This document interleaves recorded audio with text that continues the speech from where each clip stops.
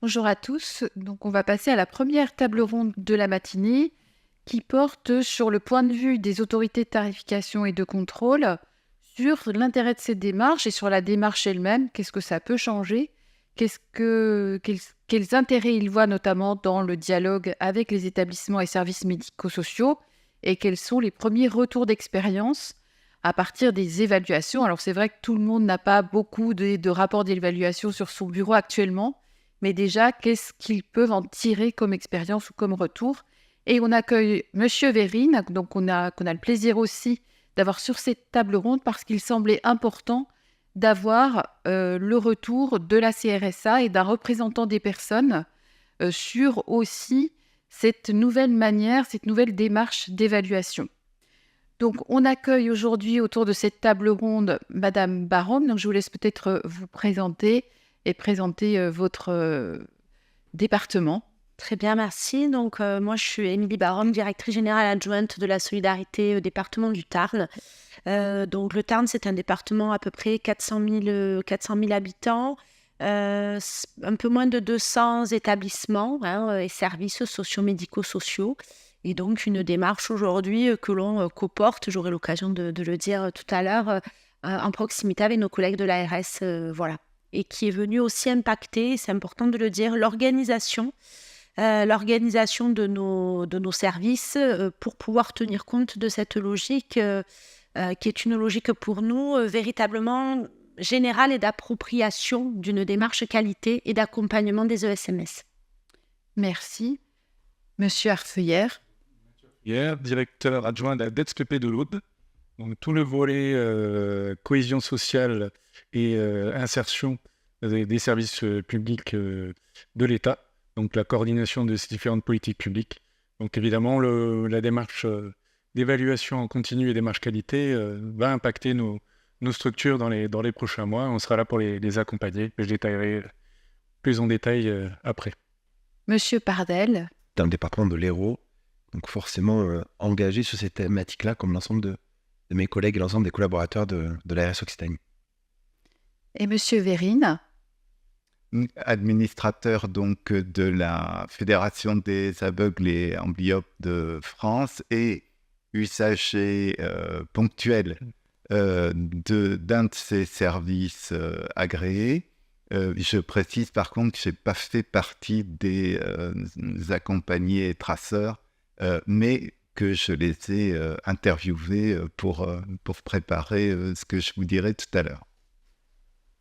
Alors, j'ai envie de commencer par Madame Barraud, parce qu'on a échangé en préparant cette table ronde, et vous parliez de l'intérêt de cette démarche, et notamment d'une démarche qui est aussi à plusieurs géométries. La géométrie vraiment auprès de la personne, mais aussi de l'établissement, et surtout du territoire, et qu'est-ce que vous engagez à ce sujet, et notamment dans la réorganisation peut-être de votre service, vous l'avez évoqué. Oui, alors effectivement, nous, cette démarche, elle permet de concert avec l'ARS, là où auparavant on était quand même sur des choses, alors peut-être c'était la particularité du département du Tarn, mais véritablement sur des visions qui n'étaient pas forcément toujours conjointes. Là, on a un seul document. Nous, ce que ça nous permet effectivement de mettre en exergue, c'est quand même de venir cibler les besoins, de venir à un moment donné prioriser nos actions. D'accord. Mais également, ça permet d'avoir un support unique dans le cadre de nos dialogues de gestion. Et ce support unique, il a des vertus pédagogiques, il a aussi des vertus ergonomiques vis-à-vis des structures, parce que parfois, c'était aussi compliqué de se référer à deux documents qui parfois posaient pas les mêmes priorités, posaient pas les mêmes axes, et en fonction des deux autorités de tarification que nous étions, c'était parfois difficile de pouvoir savoir quelles étaient les priorités des uns et des autres. Là, au moins, on a un document unique qui permet d'avoir une visibilité et qui nous permet, pour nous, en tous les cas, département, de pouvoir articuler nos documents support et nos schémas d'intervention. Nous, on est en plein refonte de notre schéma autonomie, notamment, et ça va nous permettre de venir poser des axes prioritaires d'action à travers aussi à ce que ces évaluations peuvent mettre en avant, peuvent effectivement pointer comme travail à mener. Et de ce fait, de le mener en lien avec l'ARS permet d'avoir une cohérence aussi vis-à-vis de nos ESMS, je crois, en termes de discours, de posture et de priorités d'action. Ouais. Voilà. Merci. Et Monsieur Bardel, est-ce que cette dynamique interinstitutionnelle, elle est engagée aussi et quel est l'intérêt de la démarche et d'une démarche partagée avec le département de l'Hérault? Évidemment, beaucoup de choses sont déjà dans votre question, c'est-à-dire que l'intérêt de travailler de concert, et ça a été évoqué par Émilie Barom, il y a un vrai enjeu et c'est un vrai support sur lequel on peut continuer à travailler ensemble en tant que co-tutelle hein, pour un certain nombre de SMS dans nos départements respectifs. En tout cas, ce qui est sûr, c'est qu'il y a des enjeux forts qui sont partagés à la fois par les conseils départementaux et par l'agence régionale de santé. Il y a un premier sujet qui, pour moi, côté RS, est important et qui va forcément être important également pour le conseil départemental, c'est de centrer la démarche sur le résident, donc sur l'usager, sur la personne. Ça nous permet d'avoir une démarche qui est vraiment centrée sur cet usager-là.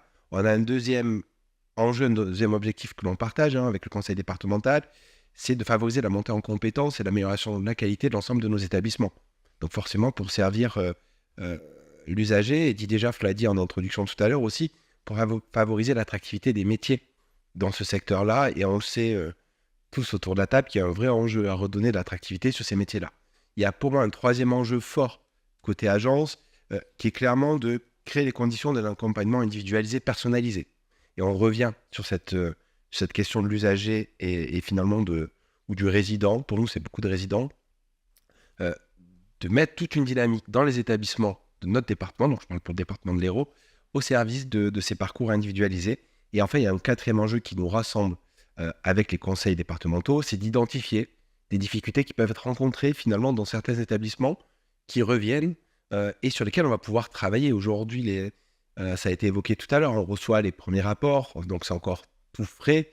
Pour autant, il y a des enjeux, ça a été posé dans les questions tout à l'heure, il y a des vrais enjeux autour du circuit du médicament, par exemple, mais c'est vrai que c'est des choses qu'on identifie, nous, avec le conseil départemental de l'Hérault dans le cadre de nos inspections contrôle, mais là, ça permet de revenir et d'améliorer cette qualité-là. Il y a aussi des questions sur les signalements, etc. Donc, ça permet de repérer ces difficultés pour avoir une action commune pour les améliorer. Et après, on évoquera tout à l'heure peut-être les moyens sur lesquels on peut travailler, mais finalement, on partage beaucoup d'éléments. Ça nous permet, et vous l'avez dit, c'est un support unique, c'est une démarche unique sur laquelle on peut travailler de concert, à la fois avec les autres institutions, donc le conseil départemental, à la fois avec les représentants des usagers, dans le cadre des différentes commissions. Il y a un vrai enjeu à travailler tous ensemble.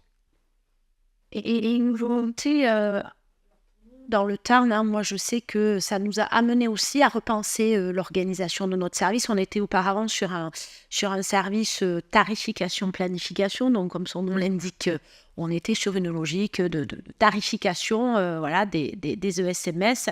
La volonté, ça a été de passer de cette logique de tarification, de contrôle, avec une connotation un peu coercitive de quelque chose qui tombait à un moment donné plus ou moins agréable pour les structures, mais de passer à une logique d'accompagnement à la qualité des établissements et des services, ce qui amène quand même la posture des collaborateurs à être un peu différente. Et l'enjeu aussi pour moi au niveau de la direction de la solidarité, ça a été de recentraliser cette mission au niveau de la direction générale. On était auparavant sur des fonctionnements un peu éclatés sur les directions métiers, enfance, prise en charge du handicap, personnes âgées, et on a recentralisé cette mission au sein de la direction générale pour effectivement être en transversalité et véritablement amener une logique d'accompagnement à la qualité. Et de fait, cet outil d'évaluation nous amène aussi à rebouger notre posture vis-à-vis des établissements et des services. Merci. Et Monsieur Arfeuillère, donc là, vous êtes sur un autre champ qui est le champ social. Donc, comment ça s'initie sur le département de l'Aude et peut-être avec le niveau régional également? Oui. Comment vous conduisez cette démarche? Alors déjà, dans le département de l'Aude, sur le volet DETS et DETS-PP, donc on a un champ très large parce que ça va être de la mise à l'abri des publics vulnérables, donc avec ensuite les acteurs de la réinsertion sociale.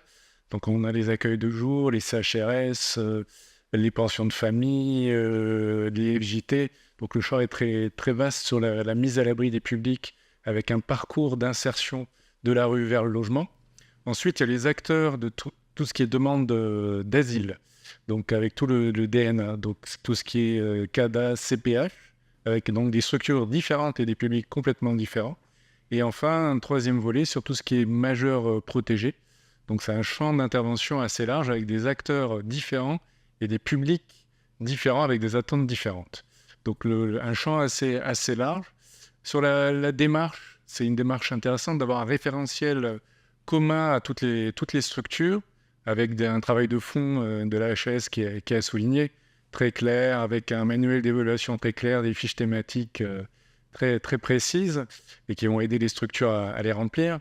Néanmoins, en lisant les différents critères, on constate que c'est plutôt dans des adaptations qui seraient peut-être nécessaires en fonction des politiques publiques nationales sur tout ce qui est secteur d'hébergement ou demandeurs d'asile. Par exemple, tout ce qui est développement de nouvelles capacités d'accueil. On incite de plus en plus les porteurs de projets à faire du diffus, de l'accompagnement diffus, c'est-à-dire des CHRS hors les murs, des places de CADA. La plupart des places de CADA dans l'Aude sont en diffus, donc c'est pas en établissement. Donc ça a un impact derrière sur les critères derrière d'évaluation. Les CVS vont être plus compliqués à mettre en place quand il y a 20 ou 30 places qui sont en diffus et uniquement les services administratifs en commun. Il y a certains critères également qui ne s'appliqueront pas forcément à certaines structures. Par exemple, la liberté d'aller et venir en CADA. Au-delà de 24 heures, vous devez justifier du fait que vous ne soyez plus dans la structure. Donc, il y a certains critères qui ne vont pas s'appliquer, mais il faudra expliquer effectivement pourquoi ils ne s'appliquent pas lors d'évaluation. Et enfin, il y a aussi la typologie du public. Faire adhérer des gens qui viennent d'être mis à l'abri à la rue à tout ce qui est une démarche d'entretien, d'évaluation, ça sera plus compliqué que dans d'autres structures. Et il y a aussi la barrière de la langue. Quand dans un cas-là, vous avez 6 ou 7 nationalités, il faudra forcément un interprète et ça sera beaucoup plus compliqué de faire des temps de parole, temps d'échange communs dans ces structures-là. Donc peut-être une adaptation, une flexibilité à avoir en fonction des premiers retours, des évaluations qui vont... Pour l'instant, dans l'Aude, on a eu une évaluation qui nous est parvenue. D'accord, donc la nécessité de contextualiser chaque indicateur par rapport aux missions de l'établissement, à son public et à sa structuration, son organisation spatiale ou fonctionnelle. Donc je pense que cette possibilité, elle existe, c'est ce que nous a rappelé la HAS tout à l'heure.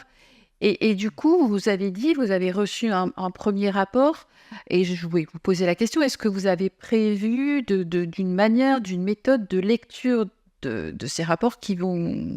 Là, vous en avez un, mais ça va augmenter de plus en plus. Oui.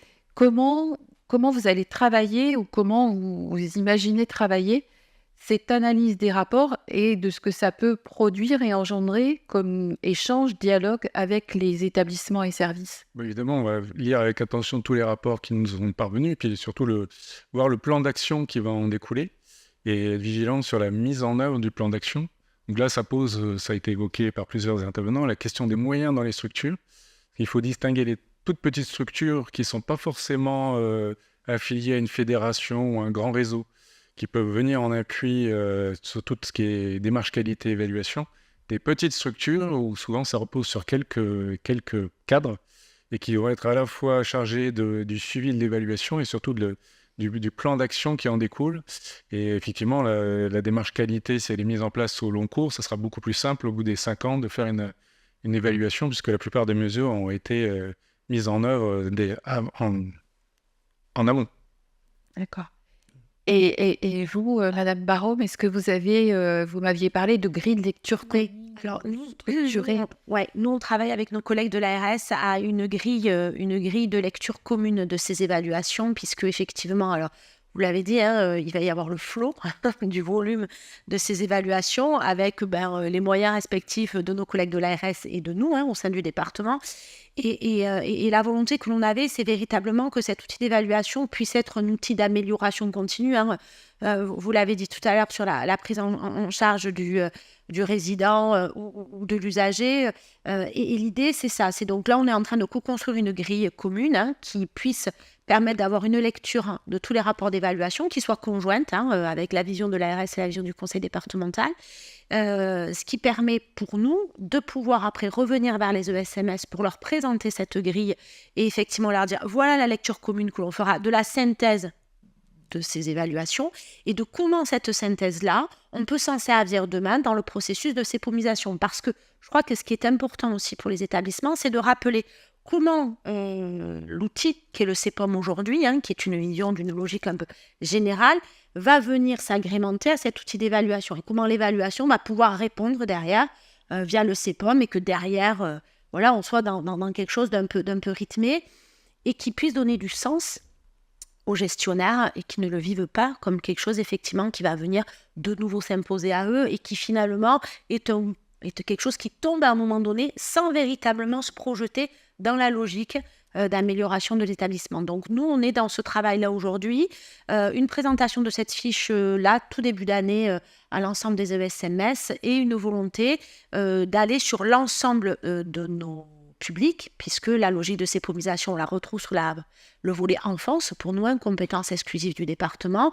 Et on souhaite effectivement que les évaluations soient aussi sous cette même grille de lecture pour pouvoir effectivement avoir cet outil aussi pour les professionnels du département, qui soit un peu un cadre un peu normé et optimisé. Voilà. Merci. Et de votre côté, Monsieur Pardel, est-ce que vous avez fait ce travail également ou est-ce que vous pensez à cette lecture des rapports d'évaluation qui vont être nombreux dans les mois qui viennent? Oui, c'est sûr qu'au regard du nombre de SMS dans les départements, et en particulier dans le département de l'Hérault, c'est vrai que les rapports vont être nombreux et un travail est en cours justement pour y répondre en tout cas à la fois à la lecture, à l'analyse de ces rapports-là. Un travail avec le conseil départemental est en cours et nécessaire, ça vient d'être évoqué, sur une grille commune, en tout cas une analyse commune de ces rapports-là. Mais l'idée aussi, c'est de structurer, d'accompagner, ça a été dit tout à l'heure, comment on peut accompagner les ESMS dans cette démarche-là, dans cette évaluation de la qualité. Il y a plusieurs choses. C'est que, ça a également été dit, il y a une diversité de SMS, et j'ai oublié un S, mais bon, il y a une réelle diversité. Et l'idée, c'est comment, dans quelle mesure on peut les accompagner, à la fois conseil départemental et ARS, et d'aide pour les établissements qui sont sous votre compétence. On réfléchit à la mise en place peut-être de communautés de pratique. L'idée, c'est d'accompagner cette dynamique d'établissement et potentiellement de partager donc la création, la construction peut-être de réseaux de référents. Donc c'est encore en cours, hein, je vous donne des pistes de réflexion. Un réseau de référents qui pourrait être peut-être animé par la structure régionale d'appui, par exemple. C'est comment on va accompagner ces établissements-là dans la qualité. Parce qu'en fait, il y a deux enjeux dans votre question. C'est à la fois l'accompagnement des établissements et à la fois nous, côté autorité de contrôle et tarification, comment on va suivre ces évaluations-là et ces rapports-là. Donc dans les deux enjeux, il y a sur le premier, pour les établissements, donc c'est accompagner les établissements dans la démarche. Et deuxième sujet, avec le conseil départemental, c'est travailler à la fois sur nos organisations propres aux uns aux autres et aussi sur une grille commune, analyse commune. Voilà, je vois ces deux niveaux de réponse-là. Merci. Est-ce que cet outil, puisque vous avez dans le Tarn, hein, ce qu'on comprend, c'est que c'est vraiment une approche un peu intégrée et systémique de cette démarche d'évaluation qui, d'une part, va s'incrémenter au CEPOM, au dialogue de gestion et qui s'incrémente même au niveau du schéma, puisqu'elle dit la consolidation de ces rapports d'évaluation peuvent alimenter aussi des schémas départementaux et des démarches collectives. Est-ce que ça, c'est partagé au niveau du secteur social et comment vous envisagez aussi d'utiliser ces rapports d'évaluation pour améliorer collectivement et peut-être même territorialement l'accompagnement des personnes Nancy, justement pour la mise en œuvre de la démarche qualité dans les structures. Alors depuis 2 ans, on fait un bilan annuel avec chaque structure parce qu'en fait, on a une dizaine de porteurs dans l'Aude on a peu de porteurs qui viennent d'autres départements qui sont implantés dans l'Aude. Donc on les connaît bien. Et chaque année, on fait un long entretien, environ 3 heures d'entretien avec chaque structure pour balayer tous les champs d'intervention, leurs difficultés, sur les leviers qu'on peut actionner pour s'ils ont des freins, des difficultés, comment on peut améliorer la démarche qualité interne. Donc ça permet de balayer en lien avec la mission régionale de la DRETS, d'inspection, contrôle et évaluation, la MRIS. Donc on fait aussi des allers-retours avec la DRETS sur ce volet-là, qui peut venir en appui aussi pour faire évoluer des pratiques, voire faire remonter des évolutions de doctrine ou de réglementation au niveau national. Donc c'est une démarche qui vraiment a un intérêt aussi bien à tous les échelons. Peut-être, Monsieur Vérine, à l'écoute de ce qui vient d'être dit, qu'est-ce que vous auriez à en dire, vous qui aviez interrogé des personnes qui ont été interviewées dans le cadre des premières démarches d'évaluation? Alors, comme il a été souligné plusieurs fois, la grande question, finalement, c'est l'adaptation de la grille et de la méthode aux différentes structures.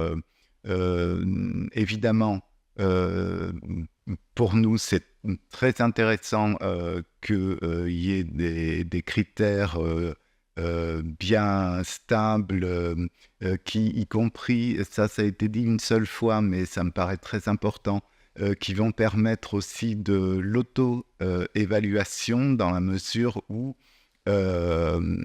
effectivement, depuis une dizaine d'années, on dialogue avec le personnel des services pour que les accompagnements soient le plus possible adaptés aux besoins des personnes. Et alors, au début, très classiquement, on était un peu mal reçus et on nous disait « vous n'êtes pas compétent ». Et donc, le fait qu'il y ait de plus en plus de critères partagés, formulés, etc., c'est très favorable à ce type d'approche qu'on essaye de mettre en œuvre. C'est très important aussi pour nous que le personnel ait une réflexion à la fois en amont et puis aussi de retour sur ces pratiques, dans la mesure où, quand on a un service d'accompagnement à domicile, les salariés interviennent très majoritairement seuls et dans le milieu de vie des personnes bénéficiaires. Donc évidemment, ça nous intéresse beaucoup. Par contre, ce qui nous a beaucoup posé problème et qui a été mal vécu par les accompagnés qui ont été interrogés, c'est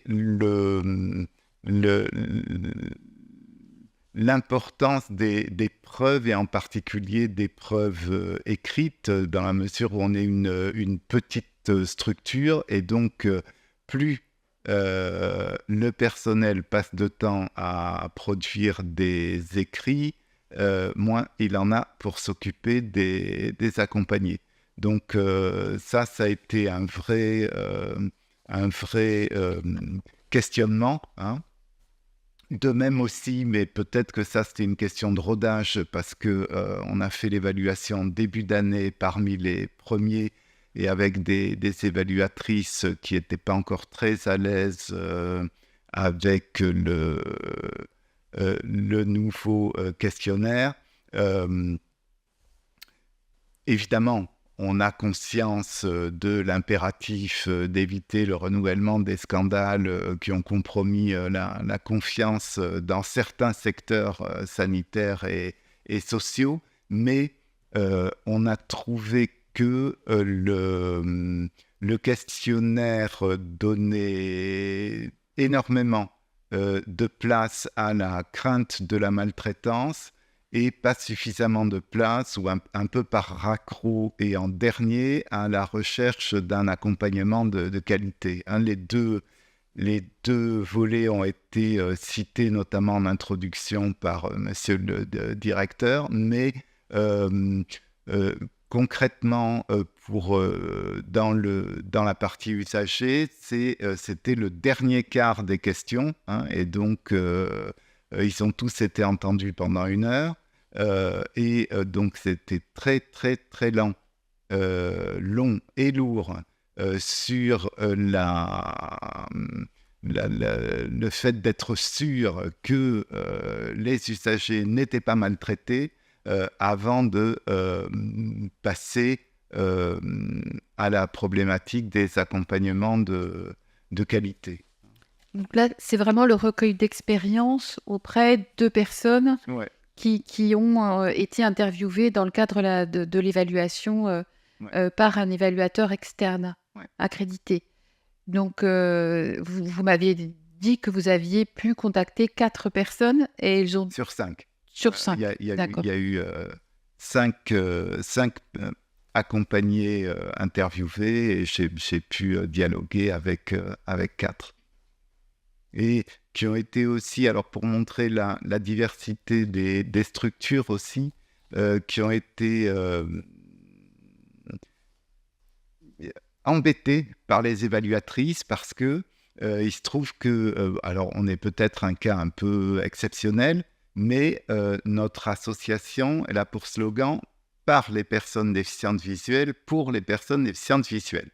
Ça veut dire que notre conseil d'administration a au minimum 3/4 de personnes déficientes visuelles qui donc ont été ou peuvent être usagères des services.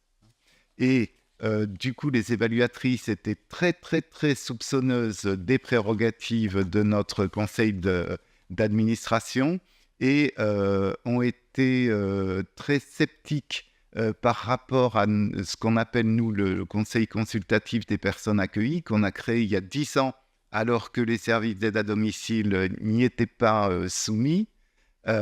Et qui est justement très orienté vers la proposition d'actions innovantes plutôt que vers la recherche des anomalies de fonctionnement. Et on les a rabattus sur un CVS en leur disant qu'elles ne faisaient pas leur boulot. Voilà. Donc, c'est peut-être aussi le rodage, effectivement, des évaluateurs et leur pleine connaissance et des contextes et des différents services parce qu'ils sont nombreux. Et cette adaptation dont vous avez parlé au cours de cette table ronde, comme M. Herfeuillère l'évoquait, adaptation et contextualisation auprès des établissements sociaux et adaptation aussi, et prise en compte de l'historicité, de la composition et voire même des slogans des associations gestionnaires. Peut-être un dernier mot avant de passer aux questions, mais vraiment très court. Et du coup, qu'est-ce que vous retenez comme intérêt en un mot de la démarche? Et on passera aux petites questions-réponses pour une dizaine de minutes. Je vais recommencer. En un mot, je dirais que c'est une démarche qui, pour moi, permet l'optimisation, la concertation et le travail en commun. Voilà. Merci. Outils communs également à toutes les structures qui permettent ensuite de définir des plans d'action et de travailler avec toutes les structures. Merci. Alors pour ma part, en un mot, c'était plutôt structurant. La démarche est particulièrement structurante pour l'ensemble des établissements ou services. Et Monsieur Véril, je vous laisse le mot de la fin. C'est rationalisation. Merci. Donc, on va passer maintenant aux questions et on a une première question et on en a parlé, vous avez fait évoluer votre organisation interne et Monsieur Pardel l'a évoqué également, mais du coup, comment concrètement ces démarches qualité ou les questions de qualité pourront rentrer dans les CPOM? Concrètement, l'objectif quand même, c'est de se dire que ce qui va être mis en exergue dans le cadre de ces évaluations et donc la lecture commune que l'on aura, nous, va permettre quand même de dégager des grands axes et d'être dans une logique un peu plus générale, dont la logique d'optimisation de la qualité de l'accueil, la qualité de la prise en charge, la qualité du suivi de l'usager, et que ces données-là, aujourd'hui, doivent être concrètement intégrées au CEPOM. Le CEPOM ne doit pas être qu'un outil financier, ça doit être un outil d'objectifs, certes de moyens, et là les moyens sont les moyens financiers, mais d'objectifs, et ces objectifs, je crois que sortis des conventions tripartites qui étaient très orientées sur les ETP auparavant, le CEPOM permet quand même, et l'objectif, je crois, était celui d'intégrer cette notion de qualité. Donc je crois que pour moi, ces évaluations doivent mettre en exergue des orientations qui courent vers la qualité de cette prise en charge, et que c'est des éléments qui peuvent être tout naturellement intégrés dans les fiches d'action de nos CEPOM. Juste peut-être rajouter qu'effectivement, il y a le haut de l'objectif dans le CEPOM. On ne part pas non plus de zéro, parce que malgré tout, il y avait des objectifs qui étaient déjà fixés. Ça va permettre de les adapter et de prendre en compte les retours que l'on va pouvoir avoir, peut-être pour rentrer dans un degré de granularité plus important, plus adapté, encore plus individualisé. Mais en tout cas, c'est un bon outil. Alors, une deuxième question qui nous est posée, c'est à partir de la grille de lecture commune que vous avez évoquée, est-ce qu'elle sera partagée? Et donc, peut-être au-delà même du Tarn, ou comment elle sera partagée auprès des établissements et services, et sur quel champ? Aujourd'hui, donc concrètement, donc elle est en train d'être travaillée de façon très opérationnelle avec les équipes. Très vite, l'idée, c'est de pouvoir en faire une présentation sur un document un peu martyr à l'ensemble de nos ESMS secteur autonomie, c'est-à-dire personnes en situation de handicap et personnes âgées, pour pouvoir effectivement s'ajuster et être très au clair les uns et les autres sur la plus-value et la compréhension qu'ils en ont, et pouvoir la mettre en œuvre dès le premier trimestre 2024. Donc on est dans une démarche concertée, partagée, et surtout pédagogie. Monsieur Pardin l'a dit tout à l'heure, je crois que notre rôle, je dirais conjoint, c'est véritablement de faire œuvre de pédagogie. C'est-à-dire, je pense que les ESMS aujourd'hui vivent ces évaluations comme un levier, mais aussi parfois comme une contrainte, il faut se le dire. Tout à l'heure, on l'a vu, la contrainte de trouver des évaluateurs, la contrainte de dire mais comment je mobilise mon personnel, comment je dégage du temps, et puis qu'est-ce que je fais de ça, et voilà. Nous, on ne doit pas venir se surrajouter. On doit véritablement pouvoir être facilitant et donner un continuum dans la logique de ces pommes, je le redis, parce que si on n'arrive pas à créer ce continuum, effectivement, en termes de pédagogie, on aura raté quelque chose auprès de nos établissements. Merci. Alors, une autre question qui concerne le calendrier.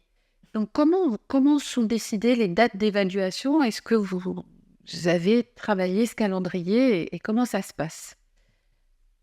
Tout à l'heure, c'est en fonction des renouvellements des agréments avec une période transitoire. Donc après, il y a un arrêté qui définit les structures qui vont être évaluées. Non, nous, on sait donc effectivement, on a travaillé de concert avec nos collègues de l'ARS, mais moi j'ai demandé aux équipes aussi de se caler vis-à-vis effectivement des échéances de CEPOM ou des éventuels avenants au CEPOM, pour que ça puisse effectivement faire sens sur ce qu'on venait observer, ce qu'on venait évaluer, et le continuum qui peut en être fait via les renouvellements de CEPOM. Voilà. Merci. Donc, je pense que nous allons poursuivre avec sur la dynamique régionale. Je vous remercie beaucoup, en tout cas, d'être venu participer à cette table ronde.